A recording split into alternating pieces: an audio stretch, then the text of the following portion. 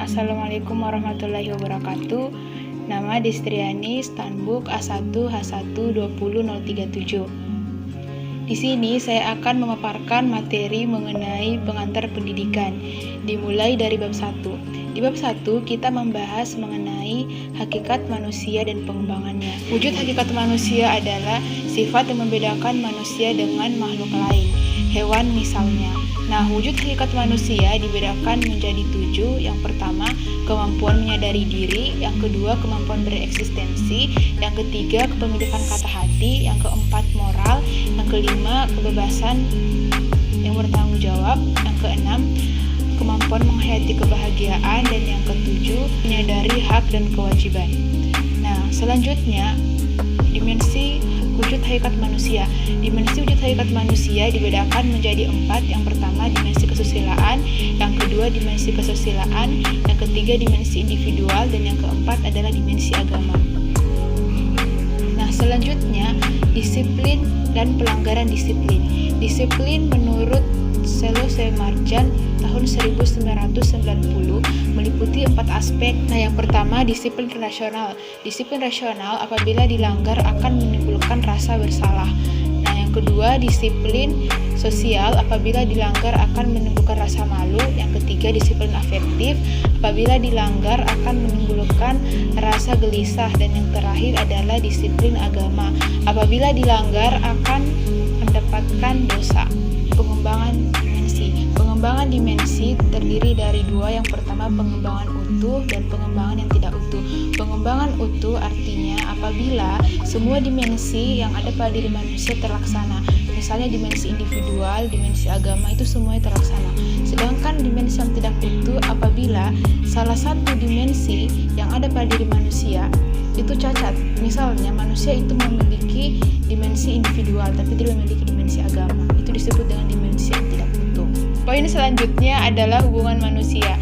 Hubungan manusia terdiri dari 4. Yang pertama, hubungan vertikal, yaitu hubungan manusia dengan Tuhannya. Yang kedua, hubungan horizontal, yaitu hubungan manusia dengan manusia lain. Yang ketiga, hubungan konsentrik, yaitu hubungan manusia dengan dirinya sendiri. Dan yang terakhir adalah hubungan alamiah, yaitu hubungan manusia dengan alam sekitar. Nah, itulah tadi penjelasan mengenai bab 1. Sekarang kita akan beralih ke bab 2. Di bab 2 kita akan membahas mengenai pengertian pendidikan dan unsur-unsur pendidikan. Pengertian pendidikan berdasarkan fungsinya dibedakan menjadi 4. Yang pertama, pendidikan adalah sebagai transformasi budaya. Yang kedua, pendidikan adalah proses untuk menyiapkan ketenagakerjaan. Yang ketiga, pendidikan adalah proses penyiapan warga negara yang baik. Dan yang terakhir adalah pendidikan sebagai proses pembentukan kepribadian. Nah, selanjutnya unsur-unsur pendidikan. Unsur-unsur pendidikan terdiri dari 7. Yang pertama, pendidik. Yang kedua, peserta didik. Yang ketiga, materi. Yang keempat, metode. Yang kelima, media. Yang keenam, evaluasi. Dan yang ketujuh adalah tujuan. Selanjutnya kita akan beralih ke bab 3. Di bab 3 kita akan membahas mengenai landasan pendidikan dan asas pendidikan. Landasan pendidikan terdiri dari 5. Yang pertama, landasan filosofis. Nah, landasan filosofis adalah landasan yang berkaitan dengan hakikat pendidikan atau yang membahas tentang masalah-masalah pendidikan. Seperti apa pendidikan itu, mengapa pendidikan itu diperlukan, kenapa kita harus berpendidikan, dan sebagainya. Nah, yang kedua adalah landasan psikologis. Landasan psikologis adalah karena psikologis merupakan ilmu yang mempelajari tentang jiwa manusia, maka di dalam pendidikan landasan psikologis dimanfaatkan untuk meneliti perkembangan peserta didik. Yang ketiga adalah landasan ipteks. Ipteks dijadikan sebagai landasan karena di dunia pendidikan saling berhubungan dan saling mengisi. Yang keempat dan yang kelima adalah landasan sosiologis dan landasan kultural. Sosiologis artinya masyarakat dan kultural artinya budaya. Nah, kedua landasan ini saling berkaitan satu sama lain karena kebudayaan hanya terdapat dalam masyarakat.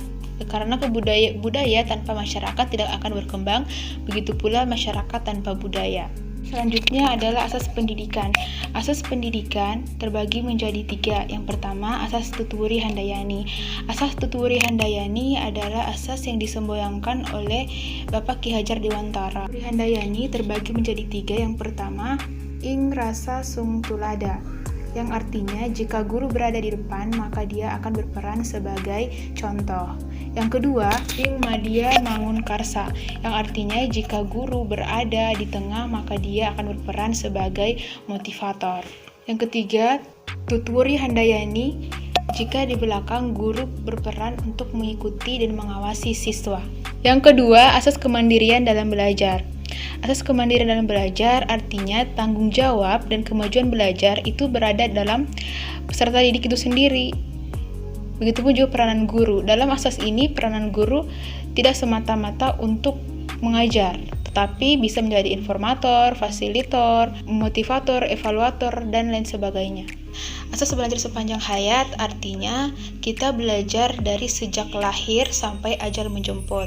Nah, proses belajar tidak mesti dilakukan di dalam lingkungan sekolah, tetapi di semua bidang, baik itu di dalam masyarakat, lingkungan, maupun alam sekitar. Itulah tadi penjelasan bab 3, selanjutnya kita akan beralih ke bab 4. Di bab 4 kita akan membahas mengenai perkiraan dan antisipasi terhadap masyarakat di masa depan. Nah, untuk di bab 4 ini kita mulai di globalisasi. Globalisasi berasal dari kata global yang artinya bumi atau bulat.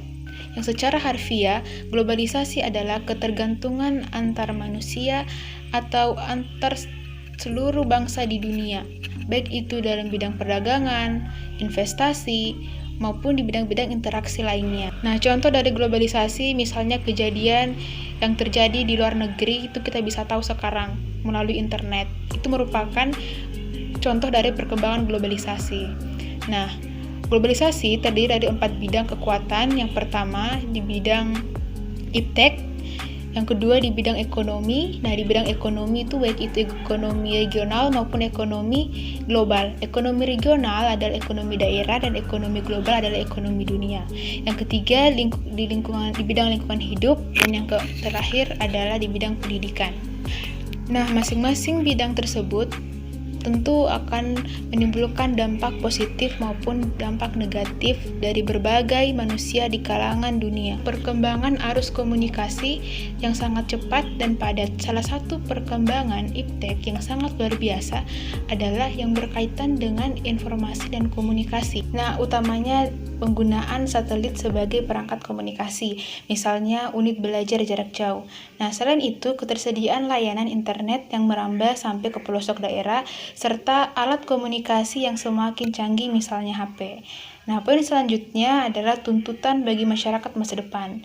Tuntutan bagi masyarakat masa depan yaitu pentingnya pengembangan 4 hal pada peserta didik. Yang pertama, kemampuan mengantisipasi perkembangan berdasarkan ilmu pengetahuan. Yang kedua, kemampuan dan sikap untuk mengerti dan mengatasi situasi. Yang ketiga, kemampuan mengakomodasi utamanya pengembangan iptek serta perubahan yang diakibatkannya. Dan yang terakhir adalah kemampuan merentasi utamanya kemampuan seleksi atau filter yang terhadap arus informasi yang mempengaruhinya. Tadi pemaparan materi mengenai pengantar pendidikan. Saya tutup dengan ucapan wassalamualaikum warahmatullahi wabarakatuh.